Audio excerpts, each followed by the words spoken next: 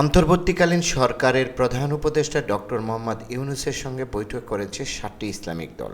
আজ শনিবার প্রধান উপদেষ্টার বাসভবন যমুনায় অনুষ্ঠিত বৈঠকে একগুচ্ছ প্রস্তাবনা করেছে দলগুলো।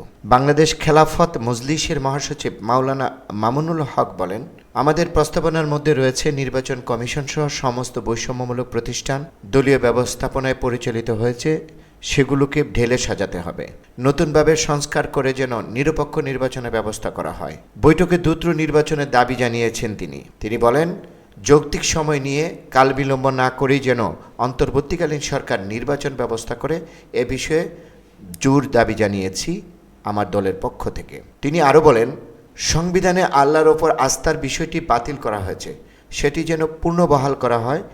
সংসদে নিয়ে এনে তা পুনর্বহালের দাবিও জানিয়েছি আমরা। দুইবারের বেশি কেউ যেন প্রধানমন্ত্রী দায়িত্ব পালন করতে না পারে, এই প্রস্তাবনাও রেখেছি। রফিকুল ইসলাম কোচি, আজকের সংবাদ।